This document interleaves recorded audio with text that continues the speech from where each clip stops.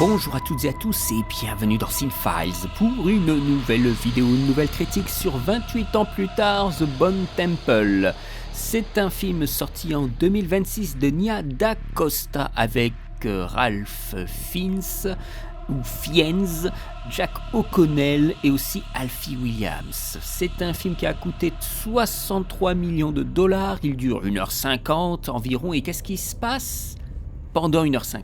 Eh bien c'est le docteur Ian Kelson qui fait ses social experiments de son côté avec les alphas et Spike qui est un peu obligé de suivre Jimmy Crystal et sa bande qui l'ont recueilli à la fin du film précédent. Et tout ce petit monde va se rencontrer au Temple des Morts. Donc l'espèce de structure en os que faisait ériger Ian Kelson dans le film précédent. Toute cette compagnie va un peu semer le bazar dans la région. Évidemment, il y a un peu plus que ça. C'est le 4e film, mais c'est aussi la suite directe du précédent sorti l'année dernière en 2025.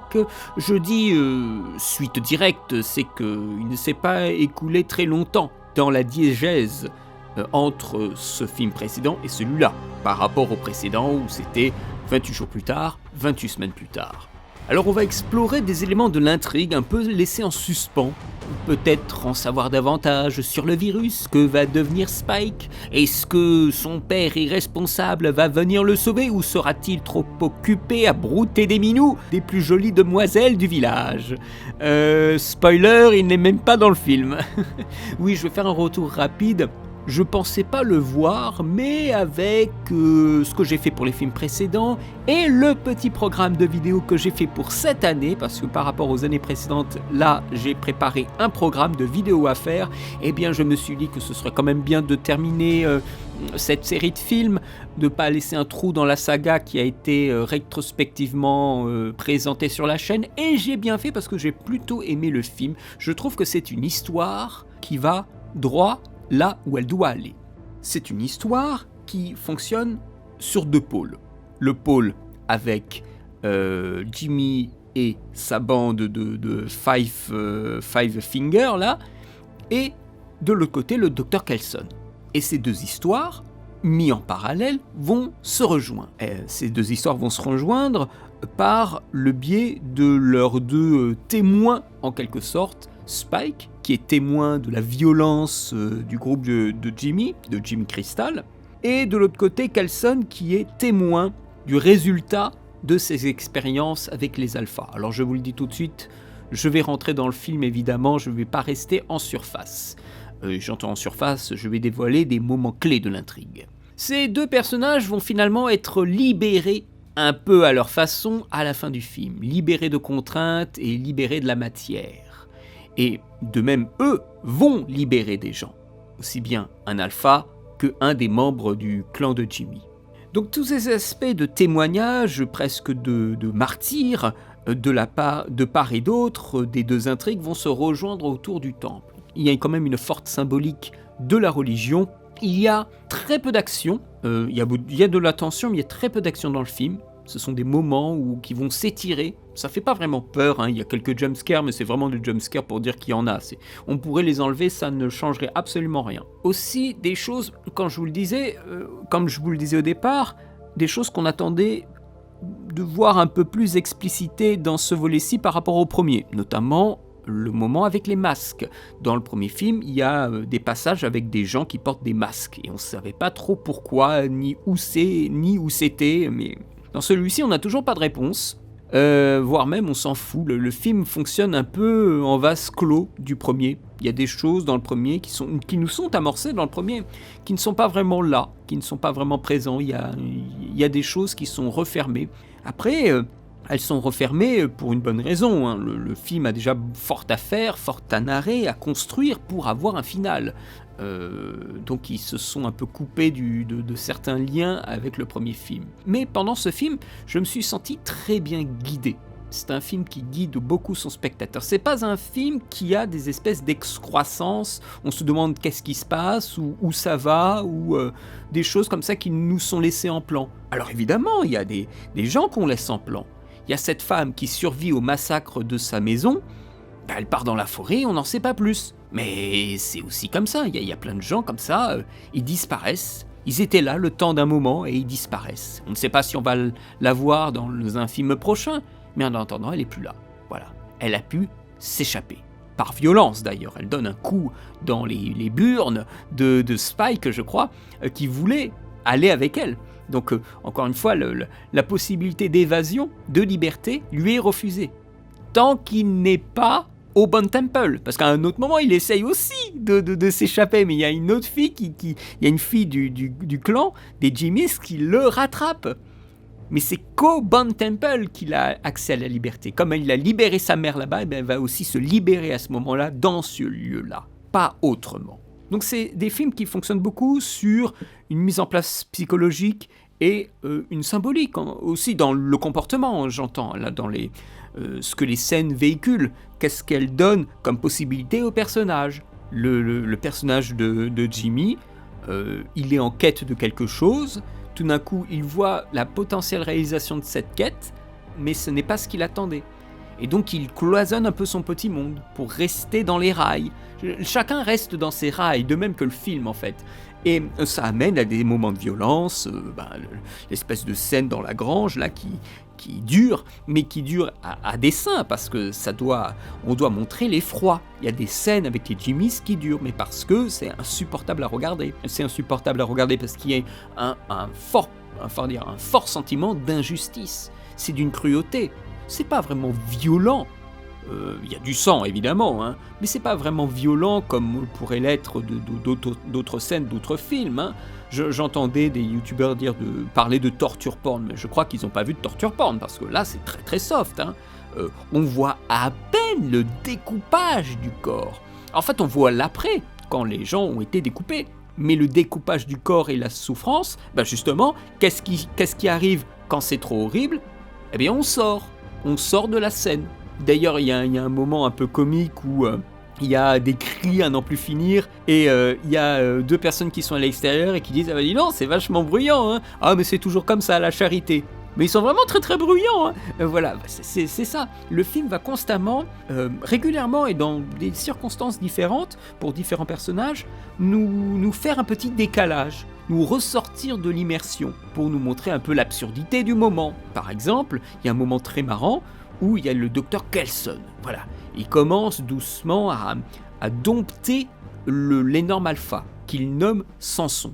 Et à un moment, avec une insistance de morphine et tout ça, l'alpha, elle est un peu dans les vapes, et on a Ralph Fiennes qui danse, je crois même presque nu, autour de l'alpha, comme s'il était content d'avoir réalisé quelque chose. Et on a justement un des membres des Jimmys qui est en train de regarder ça avec une lunette, et elle se dit « Mais qu'est-ce que c'est que ce mec ? C'est le diable en personne. Oh là là, c'est celui qu'on attendait et tout ça, on va aller le voir. » Il y a des choses absurdes, alors qu'on est justement avec Kelson à ressentir le moment d'exaltation d'avoir créé quelque chose sur cet alpha. Et bien tout d'un coup, hop, recule, et on voit une espèce de vieux monsieur tout nu en orange qui est en train de gambader dans les prés. Voilà, donc il y a constamment une espèce de recul qui est très amusant et qui donne, je trouve, aussi de l'humanité et un caractère moins pesant aux situations et aussi aux personnages, parce que le film, c'est pas un film de mise en scène.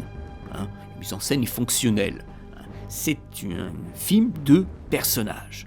Alors dans ces personnages, comme je vous disais, il y a deux histoires qui travaillent en alternance. Et dans ces deux histoires, il y a des personnages principaux, qui sont tous les deux témoins, Kelson et Spike. Spike était le personnage principal du précédent, c'était évident, mais dans celui-ci, il doit tenir aussi l'affiche avec le personnage joué par Ralph Fiennes. Ce sont des témoins. Spike est témoin via un nouveau rite initiatique, de nouveaux codes, donc c'est vraiment la bande des Jimmys, faut le voir vraiment comme un miroir du potentiel horrifique de l'humain. C'est clairement l'orange mécanique, avec le rapport au langage, aux croyances, et Jimmy Crystal s'assure que ça reste ainsi. Hein, il y a une sorte de contrôle sur les jeunes, du contrôle sur leurs croyances, sur ce qu'ils doivent penser. Hein. Le groupe est lié au diable. Dr Kelson dit qu'ils sont satanistes, mais c'est pas aussi clair que ça. hein, c'est des croyances par rapport à ce qu'ils peuvent attraper dans ce monde post-apocalyptique. Justement, monde post-apocalyptique, quand on n'a pas de repères, on essaye d'en créer des nouveaux. Et ces nouveaux se basent sur rien, sur une haine du monde, de ce qu'est devenu le monde, sur ses propres démons, ses propres problèmes psychologiques. Et Spike, qui a été éduqué dans un environnement où il avait père et mère, dans un endroit qui se rapprochait d'une société, lui il voit ça, c'est d'une énorme barbarie, et il est complètement terrorisé, hein, parce qu'il doit commencer, le film commence, Spike doit tuer quelqu'un. Donc l'enfer il est là. Donc c'est un rite initiatique, un nouveau rite initiatique qu'il doit essayer de faire. Il doit essayer d'avancer dans ce rite initiatique. C'est assez l'enfer et il veut bien sûr s'en échapper. Les Jimmies, eux, ils incarnent le mal. C'est-à-dire qu'ils incarnent la télévision, ou en tout cas ce qu'il en reste, avec les Teletubbies.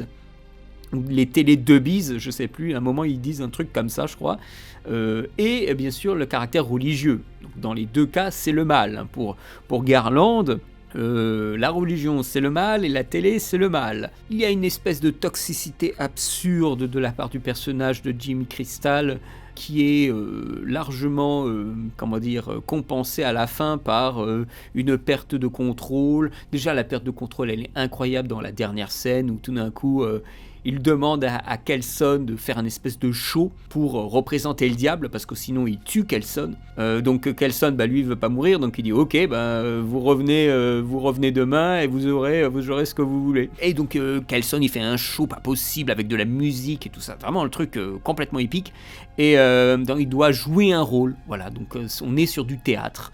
Et donc, bien sûr, qu'est-ce que voulait Jimmy ? C'est que Kelson lui dise « Oh là là, vous êtes puissant, tous vos membres, ils doivent vous obéir, etc. Vous devez étendre votre main vengeresse, et tout, enfin, toutes ces conneries-là. » Alors là, le Jimmy Crystal, il est trop content, mais le Kelson, il veut faire encore autre chose, parce qu'il voit qu'il y a Spike dans l'assemblée. Le système d'avoir fait deux intrigues qui sont en alternance et qui vont se rejoindre au temple, ça rend du coup cette rencontre d'autant plus frappante, parce que nous avons eu ce partage émotionnel dans le film précédent entre Kelson et Spike avec le fameux Memento Mori. N'oublie pas, souviens-toi que tu dois mourir. Eh bien ici, c'est aussi justement le rapport entre les deux personnages, de confiance, de tendresse, de sagesse, que Kelson décide de se mettre en danger pour sauver Spike. Et tout d'un coup, il lui dit « Ah non, attendez, j'ai encore une chose à dire.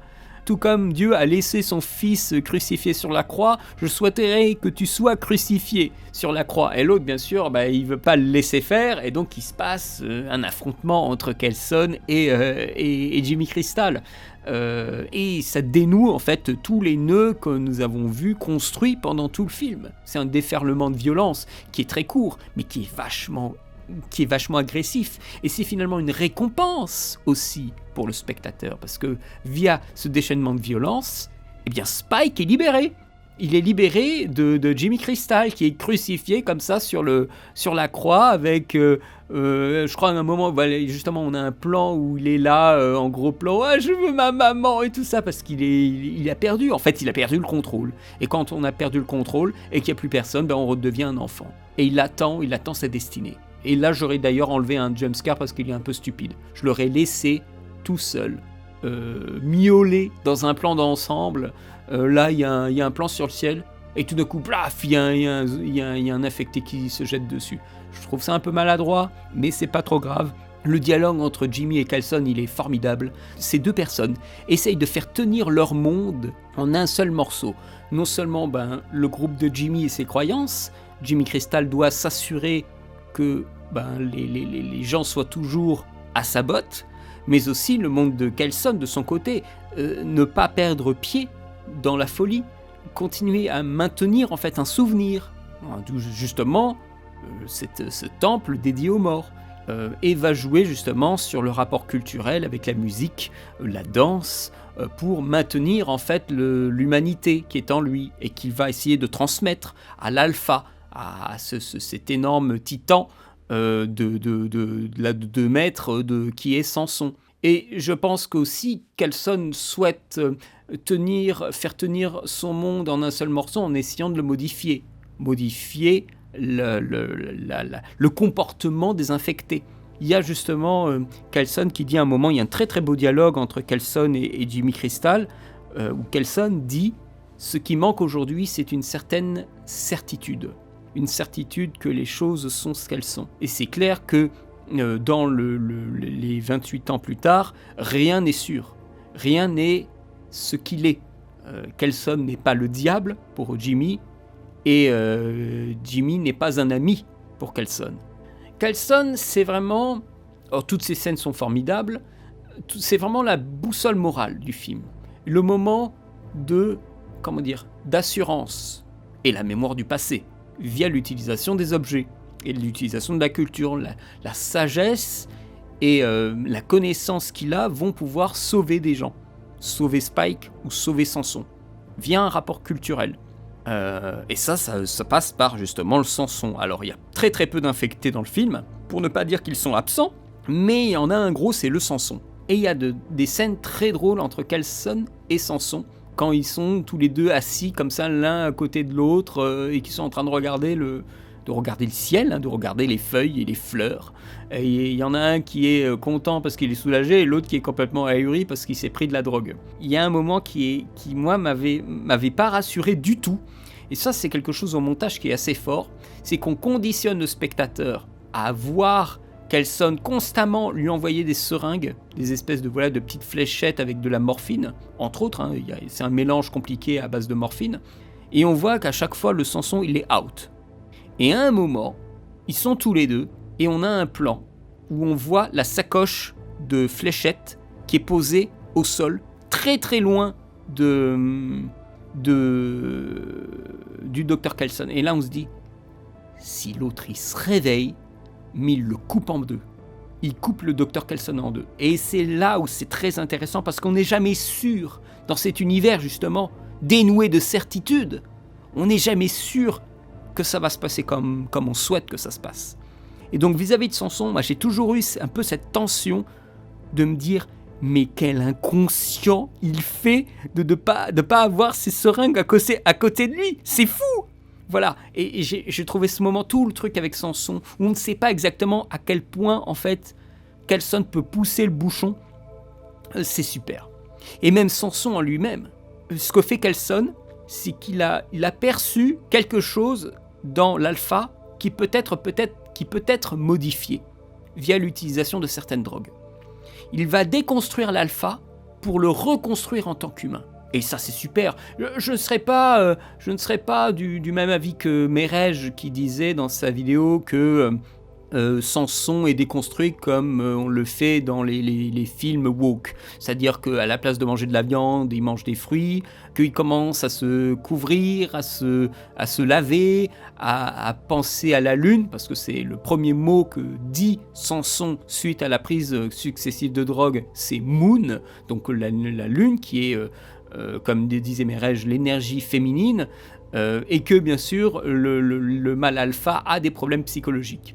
Ce que perçoit Coulson, c'est que probablement les alphas, et peut-être de façon plus générale les infectés, ne voient pas comme les humains voient les choses. Voilà. Et donc il décide de fabriquer une sorte de test qu'il applique sur Samson. Et Samson, à un moment, se retrouve dans le train qu'on voit dans le premier film 28 ans, et il a un passé.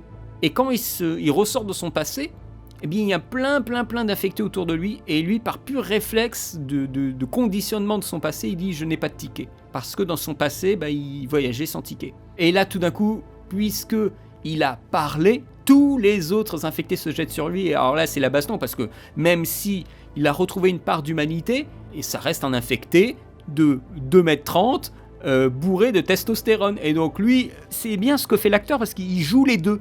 Il joue la masse absolue de puissance, où il arrache les bras, il arrache les têtes, et en même temps, il a des moments de recul, en fait. Parce qu'en tant qu'humain, il perçoit cette agressivité comme anormale et qui fait peur. Et j'ai beaucoup aimé donc ce moment avec Samson qui vibre un peu entre les deux. Ah, et ça c'était très très bien. Et c'est très bien de nous montrer en fait que tout d'un coup, Coulson, il a su tirer un fil. Mais pourquoi il a su tirer un fil ? Parce qu'il s'est donné le temps. Parce que généralement, comment voulez-vous avec la violence des infectés, et qui plus est des alphas, approcher un alpha et travailler sur son corps, sur sa psychologie. Et puis, nous sommes aussi en interne, nous ne savons pas ce qui se passe de l'autre côté du pays, hein, ou dans d'autres régions qui sont peut-être très organisées. Peut-être que les gens ont trouvé la même chose que lui. Mais le plus fort, c'est que lui, il est arrivé sur les terrains, à la dure, avec les quelques produits qu'il avait. Si ça se trouve, bien sûr, d'autres personnes ont trouvé une solution à ce problème. Mais faut-il encore avoir eu le temps de le faire, de travailler sur un même sujet. Et c'est ça qui est assez fort, c'est que Kelson, il a pris le risque monumental de bloquer un alpha et de travailler avec lui, et ça a été payant. Et ça, je trouve que ça a été une superbe récompense pour le personnage de Kelson à la fin, quand il y a l'alpha qui vient le voir, alors que le pauvre Kelson, il a des problèmes au bide, et une très très bonne récompense pour le spectateur, parce qu'on se dit, il y a un espoir, voilà. Et j'ai beaucoup aimé ce sentiment d'espoir. Ça, c'est une belle récompense pour terminer le film. On se dit, ah, c'est bien.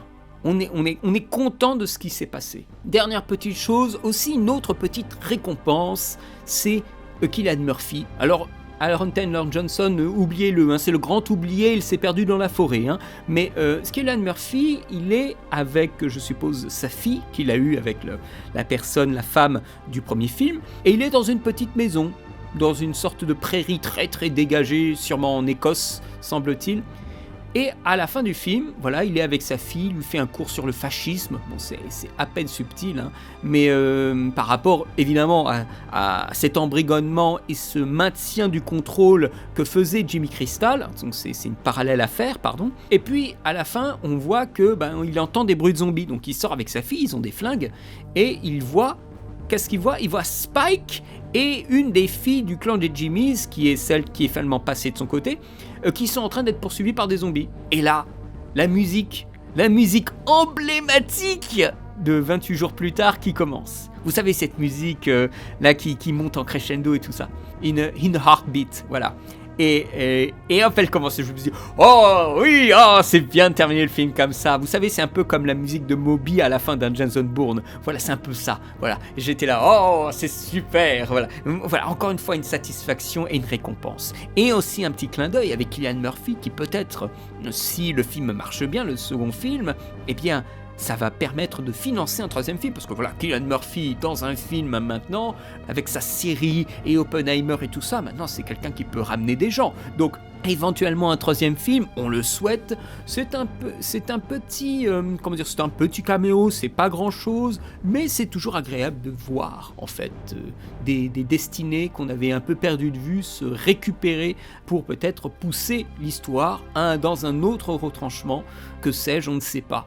Voilà, donc c'est le fait qu'il n'y ait pas de certitude, encore une fois, cette certitude qui manque à ces scénarios de Alex Garland, à ces films d'Acosta et de Boyle, qui rendent en fait les suites toujours intéressantes à voir. Concernant un petit peu comment c'est foutu tout ce bazar, eh bien, je pense que Nia DaCosta, elle était enchantée de l'expérience. Je crois que j'avais vu une interview où elle disait qu'elle était trop contente parce que c'était un bien meilleur encadrement que ce qu'elle a eu pour Marvel. Parce que vous savez, elle a fait The Marvels. Selon elle, c'était une catastrophe. C'était très chaotique, c'était compliqué en fait de percevoir aussi le réel. Ici, il y a plus de liberté. Elle se sentait soutenue dans ses choix. Et donc elle a une meilleure confiance en elle pour faire ce film, parce qu'il y a aussi des choses devant elle, pas que des fonds verts et des créatures de synthèse et des effets qu'il fallait rajouter par la suite. Hein. Ici on est sur quelque chose de plus traditionnel.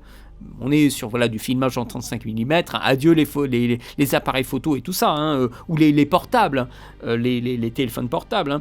Il n'y a pas de fulgurance aussi, il n'y a pas de scène marquante comme dans le précédent, avec la digue. Hein, vraiment le précédent avait cette scène de digue, de course, qui était la nuit formidable. Hein. Mais non, ici on est sur quelque chose de plus classique. Mais je trouve ça assez regrettable de la part de certains youtubeurs qui ont déjà posté leurs vidéos, de dire que... c'est pas bien que ce soit classique, ou de regretter que ce soit classique. Je crois qu'on n'a pas cassé les couilles, on n'a pas autant cassé les couilles à Juan Carlos Fresnadillo, hein, pour être un classique pour son 28 semaines plus tard. Les gens sont omnibulés par la forme, mais je mets ça sur le compte qu'ils sont jeunes, hein. On va être sympa. Moi, je n'ai pas cherché la forme. D'abord, je cherche une bonne histoire. Je crois qu'il faut peut-être pas oublier ça. Tu peux déployer toute la forme la plus formidable qui soit. Si les enjeux sont mal placés, qu'il y a un déséquilibre, que les personnages sont tout troués, ça va pas le faire. Hein. Il y aurait à la limite un joli vernis. Hein. Un bon film, c'est un film qui est équilibré. Dans le principe, c'est ça. Le film, celui-là, toutes ces scènes sont fonctionnelles. Dans un grand classique de la caméra portée, il y a quelques mouvements grus, il y a quelques mouvements travaillés, stylisés. Il y a du langage, hein. Il y a du flashback, il y a du ralenti, il y a du time-lapse, il y a des plans grus, il y a des travelling précis sur rail, il y a plein de choses, hein. Mais c'est peut-être pas la forme qu'il voulait. Il voulait un truc plus excentrique, comme le précédent. Mais chacun a sa forme. Danny Boyle a sa propre forme, comme les autres réalisateurs ou réalisatrices ont leur forme. Et je trouve ça cruel de la part notamment de Merej qui dit « on s'en fout de cet épisode parce que c'est pas réalisé par Danny Boyle ». Donc, en fait, ce qu'on va voir ici, c'est on va voir qui aime juste la série de films pour ce qu'elle représente et pas parce qu'elle est réalisée par Danny Boyle. Ça, s'il faut, la série, elle appartient à plus de gens qu'à simplement Danny Boyle. Faut sortir de ces idées préconçues, en fait. Et ça met des poids sur des gens qui n'ont rien demandé. Ce que je pourrais reprocher, c'est que par moment, l'alternance entre les différentes scènes dans le montage alterné, entre les différents groupes, hein, donc les Jimmys et Kelson, ne fonctionnait pas forcément, je veux dire même pas forcément la scène en elle-même, mais les transitions n'étaient pas forcément très propres. Voilà, il ne s'agissait pas de la part d'Acosta de copier le style de Boyle. Hein. Il n'y a pas d'expérience visuelle. Hein. Il n'y a pas d'audace marquante. À part peut-être et encore la scène de concert. Donc cette fameuse scène où Kelson doit se mettre en scène comme le diable. Donc il a toute une installation, il met de la musique. Alors la musique, il y en a beaucoup dans le film, ça m'a un peu surpris. Mais c'est aussi un rapport que donne le Dr Kelson avec les tourne-disques. Un rapport culturel au film où il met des musiques régulièrement pour se coucher la nuit. Il se met à poil dans son bunker là. Et il y a des musiques qui permettent de faire des transitions de part et d'autre des scènes et de part et d'autre des groupes. Et d'autres moments, on a des flottements. Notamment avec Samson, qui doit réapprendre à voir et à toucher les choses. Des moments où les personnages flânent, avec des plans sur les feuilles, et le soleil qui traverse les feuilles.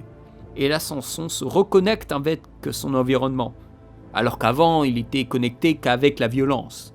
Donc c'est une affaire aussi de retrouver les sens. Comme je vous l'avais dit, c'est un film qui est sur les rails. Mais je pense que pour moi, c'est le scénario qui est le plus important dans le film. Ce n'est pas la réalisation. On souhaite avoir un équilibre, où il y a un peu d'audace et en même temps un scénario bien ficelé, tout ça. Par exemple, j'ai vu Avatar 3 tout récemment, c'est très bien fait techniquement, mais il y a plein de problèmes au scénario. Le scénario n'est pas blindé, et je pense que c'est du fait qu'il ait fait des coupes pour réduire le poids de son film, la durée, qui fait qu'il y a des moments où ça ne va pas. Mais là, tout le scénario fonctionne. Il n'y a pas de pièces mortes, en quelque sorte, dans les scènes. Les scènes doivent durer un certain moment pour qu'on puisse avoir vraiment cette injustice qui s'installe dans le cœur de Spike et dans notre cœur à nous de spectateurs, pour qu'après, la délivrance avec chaque membre des Jimmys morts est une véritable joie. En quelque sorte. Quelle que soit sa mort, la mort la plus affreuse ou la plus ridicule, c'est une joie de voir cette injustice réparée. Et c'est en cela que moi je lui mettrais un 14 sur 20. J'ai pris plus de plaisir que le film de Boyle, ça c'est sûr, sur la longue durée. Plus de plaisir, je me suis surpris même à avoir du plaisir. Vous savez, vous le sentez quand vous avez du plaisir. Là, vous êtes dans votre siège, vous vous sentez « Oh, je suis bien là !» Eh bien, je l'ai eu plusieurs fois dans ce film-là. C'était pas le cas chez Boyle. Je l'ai eu justement cette scène de digue, qui est le moment de bravoure du film, techniquement aussi. Il n'y a aucun moment de bravoure incroyable dans ce film-là, à part légèrement le concert. Mais il y a des vraiment bons moments. Encore une fois, le flashback de Samson, c'était superbe. La découverte progressive de Kelson et sa récompense à la fin, c'est vraiment super. Voilà, moi je trouve ça bien. Je trouve que D'Acosta a pu se ressourcer en faisant un film pareil. Moi je lui souhaite, j'ai pas vu ses films précédents, hein, mais je lui souhaite de pouvoir repartir du bon pied à partir de ce film-là. Je souhaite que ce film marche aussi, il le mérite, c'est tout à fait honnête. Voilà.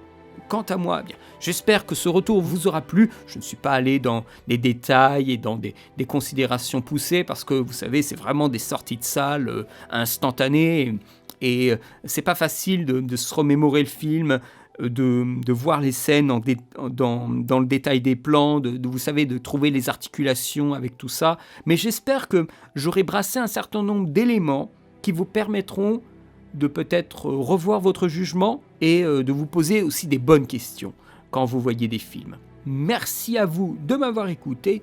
Je vous donne rendez-vous assez vite pour la fin de la FAQ de l'année 2025. Je vais clore tout ça et vous mettre les VOD compressés sur YouTube. Et bien, quant à moi, je rends l'antenne. Je vous dis à très bientôt pour de nouvelles vidéos sur cette chaîne. Merci à vous et à bientôt. Allez, salut!